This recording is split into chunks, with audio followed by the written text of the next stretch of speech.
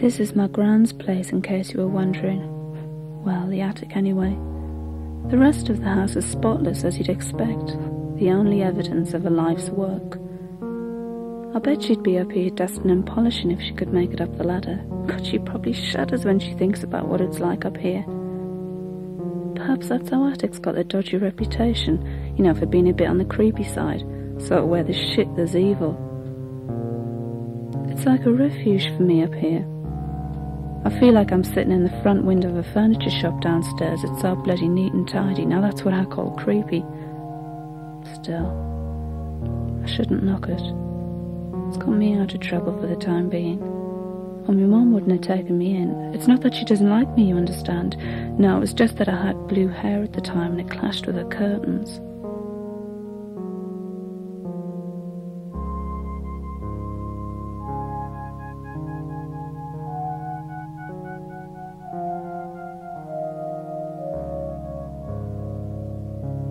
I love old things. I had a stall down the market at one time. I had to get rid of so much stuff when me and Albie were evicted and split up. Still, I suppose it saved any arguments about who was going to have what. Oh, I mustn't forget that appointment. Not that I'll get anything out of it, of course, but my little visits do ease a few consciences down at the job centre. My mum hates what she calls clutter. She seems set on destroying any evidence of that slow climb from poverty to respectability. Since we shall probably never meet or correspond again, I should like to relate some events which led to my share in your life. As my daughter, you should know I was born outside London shortly before my mother's death. My father quickly remarried, the widow of his partner in a pianoforte business, and I grew up surrounded by brothers and sisters. Being poor, we lived on meals of potatoes and onions. At the age of 10, I left school to work in a linen draper's shop. Of office work I had none, but ran articles to the London Bridge rail station. I manoeuvred furniture carts through blocks of traffic on King William Street, and was always careful to keep the wooden handles of that two-wheeled contraption well down, to prevent its tipping the contents into the street and elevating my light body into the air. Sometimes I delivered mercantile papers, and on Saturday it was for me to save post by depositing mail in the post office before the last stroke of 6. Okay, so I muddled up London Bridge and Tower Bridge and ended up here. Apparently this American multimillionaire made the same mistake when he was buying London Bridge. So do the stupid get rich or the rich get stupid?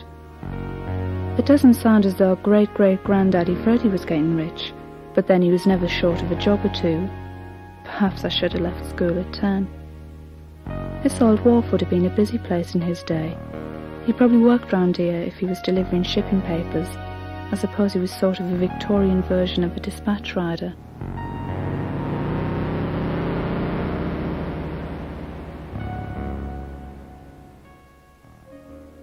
Freddie really doesn't fit my image of a Victorian man, but then I tend to see history as stuffed dummies in museums. It must have been growing up with all those TV versions of Dickens. The sets look real, the costumes look real, but the characters are cardboard cutouts. I think they're based on the people in those posy old photographs we used to sell on the stall. Sunday best snaps, we used to call them. I dodged up Fenchurch and Lombard streets, then from Cheapside to Wood Street, through a series of small alleys and courts, to the back entrance where other clerks stood with arms twined around great bundles which just admitted their fingers being interlocked. On the foot passage in Cheapside, a stout lady went down with a grunt, which caused the gentleman behind her to stagger for footing, and I was alarmed at the prospect of being stopped. I gathered my papers in close embrace and sprang past them into the roadway. Already I had run 3/4 of a mile and my legs trembled, but I do so hate giving up on anything, as perhaps you have heard. Talk about trembling legs. Following in Frederick's footsteps was a bit like taking up jogging. Still, it seemed like it was a day for having trouble with your legs. Stan reckoned he'd been busking for 18 years and he'd managed to walk down the steps of St. Paul's every day without falling on top of anyone before. I kidded him that he probably said that to all the girls, and he actually blushed. Of course, that woman's problem was less to do with her legs and more to do with her trying to rush hour in non-rushable shoes.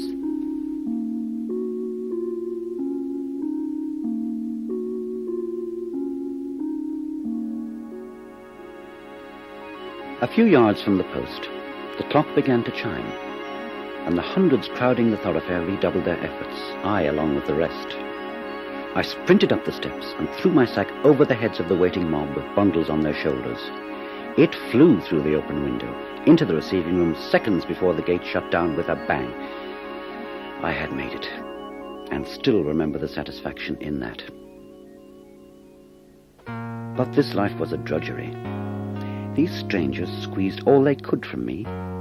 10 minutes were allowed for meals of half-cooked meat oozing with blood and much fat. I slept in a turned-down bedstead in the back of the shop where foul air emitted from the gas burners. My father died at the end of my 14th year, and a second cousin took control of the pianoforte concern.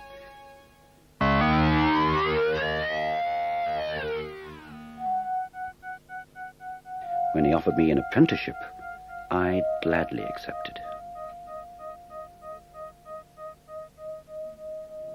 Well, you'd be all right there, Freddie. Pianos then were like videos now. Everyone wanted one. I saw my first colour TV in this house. Grandad loved technology. He had to be the first with everything. I remember this tape recorder. It was the first time any of us had heard ourselves. It was so funny. Me dad trying to sound intelligent by reciting bits out of the Reader's Digest, and me mum talking in her telephone voice all the time. Oh well. Out of the past and into the present. I wonder what they're going to offer me this time. Better not be another bloody sweatshop, having to be polite to that slimy creep. I was so angry when I came out. Oh, I still feel bad about that boy.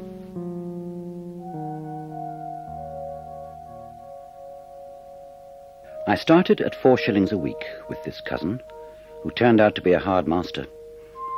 Although he earned high esteem from my family and church, he worked the staff long hours and expected me to inform him of office activities during his absence. When I refused to do this, he complained to my mother, and soon my life at home became as miserable as my life at work. I never spoke, except from necessity, and spent my time reading and imagining life away from that place.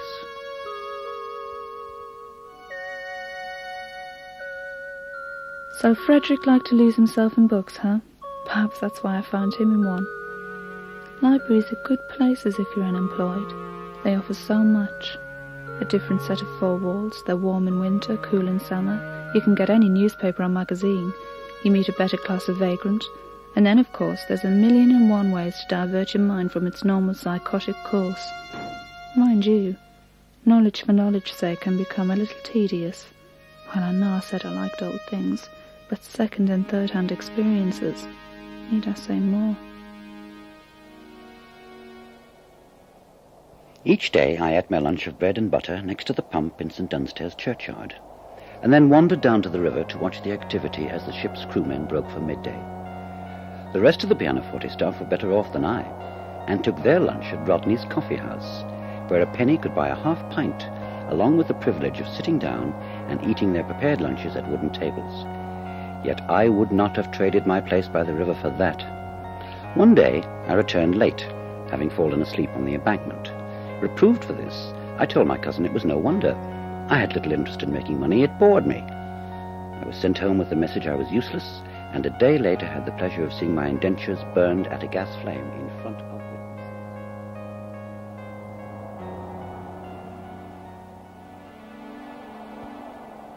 My lunches on the river had made me determined to go to sea, and soon I was aboard the Crocodile, a wooden frigate lying off the Tower of London. I happily served this position for 4 years. when I had to enter sickbay with an infected ankle, made worse by the salt water and the necessity of sometimes wading knee-deep in coal dust, searching out large pieces for the galley stoves. A mustard poultice was applied, but the sore never healed. Your Uncle George was kind enough to buy my release, and I recovered while working as a printer's devil in his shop. It really comes over strong, doesn't it? You know, blood being thicker than water and all that. It's like there was always another family business waiting to pluck Freddie from the jaws of despair. I wonder if it was the women that persuaded their husbands to give Freddie a break. I mean, let's face it, the men sound like a bunch of real bastards. Well, not real bastards, of course, because then they would be like my kid, wouldn't they? Not family at all, really. Certain members of my family are responsible for having me evicted from the squat where I was living, for having my kid put into care, and for having Albie, that's the kid's dad, nicked for possession. And why did they do it? Because they care about me so much. It was during this time that I met and married your mother, lacking 2 months of my 19th year. We owned a small house and garden, and your brother Arthur was born after a reduction in shop work left me unemployed. When it became apparent that more printing work was not forthcoming, I left London, after selling the feather bed to get money to buy tools. Shortly after this, your mother wrote that little Arthur had died. I was greatly saddened by the loss. Alone in the city, I thought back to that noble little fellow who attracted attention even from strangers. His right hand forefinger was fatter than any of the others, I remember. It's weird what kids do to your sense of time. I feel like I've sort of sleptwalked through life since I took her into care. And of course every day seems the same when you're on the dole, so time really drags. Everything just drifts in slow motion. But when I saw her, I couldn't believe that there'd been time for that baby to become that little girl. I thought perhaps I'd got the wrong address. But you know, it must be 4 years ago that me and Albie had that stall down the market. I remember the day I told him I was pregnant. First he didn't want me to carry anything, and then he virtually force-fed me with food and hot drinks. I think he liked the idea of being a parent and his own boss, but in a way there were 2 things he needed himself, and I didn't want to be either of them.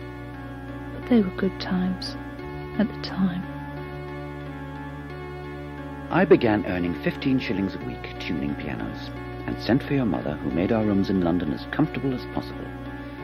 I carved furniture with my tools, bought fabrics and such for the house when my pay went up to 20 shillings. I liked such work. There was a reality in it which interested me.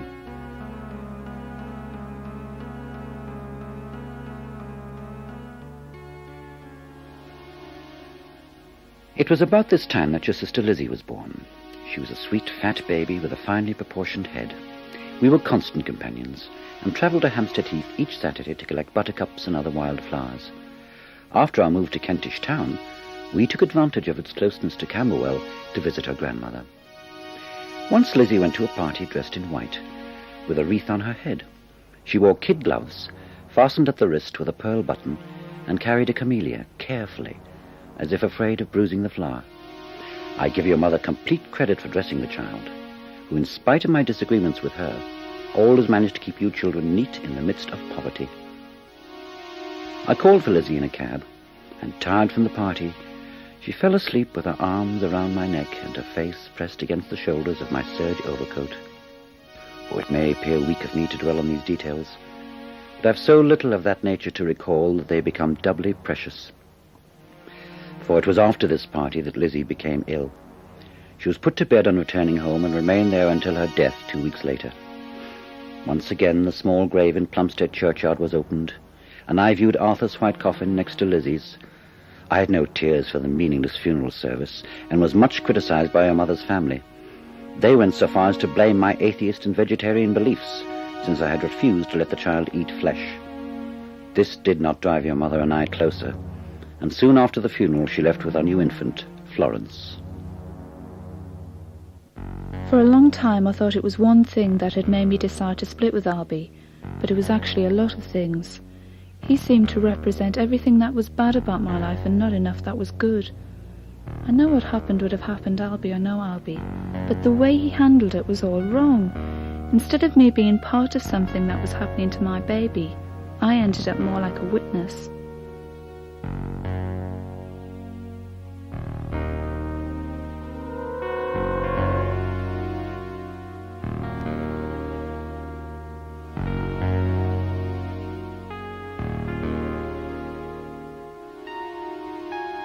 My split with Albie was total.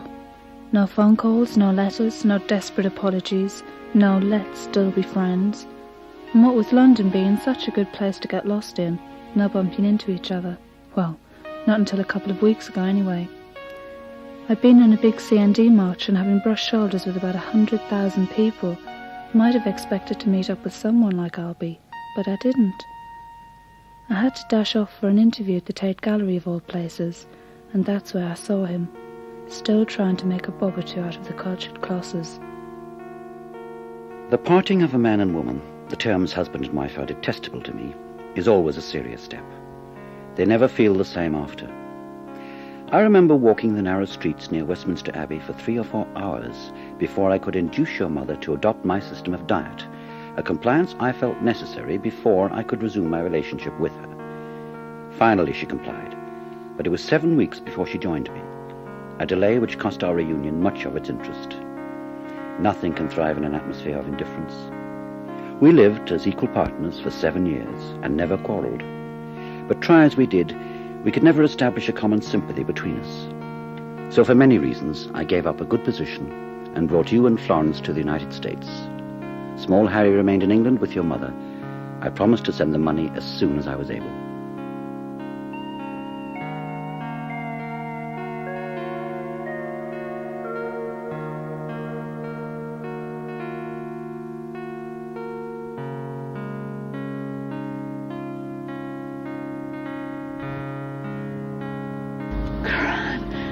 You were past climbing up ladders. Oh, you know, Vicky, us Oldens, we've got to keep in practice for that last long climb upstairs.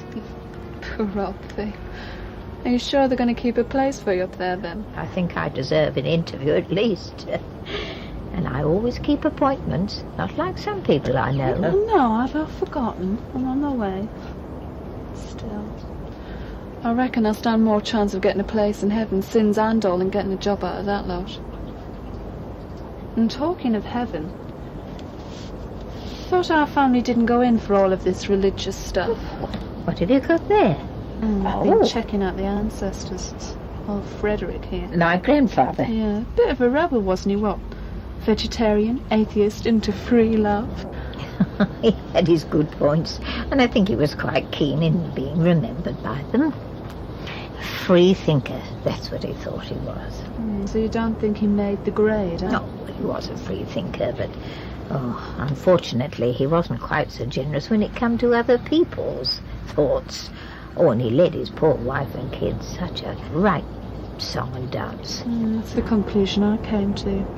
Still. So basically, there's not a grain of truth in this. Oh, there's a grain of truth. A large pinch of salt. I'm sure this is exactly how he remembers it. It's his story and he tells it well. Exactly. Well, if you'd heard all the stories my old mum used to tell, like the one when she and Aunt Flo, they ran away from him in America because they wanted to get back here to be with their mum. Oh, he was mad. He did everything to get them back. Went to court. He never did forgive my mum. I don't suppose his wife or your mum ever kept a diary or anything like that, did they? No. No, I don't think so.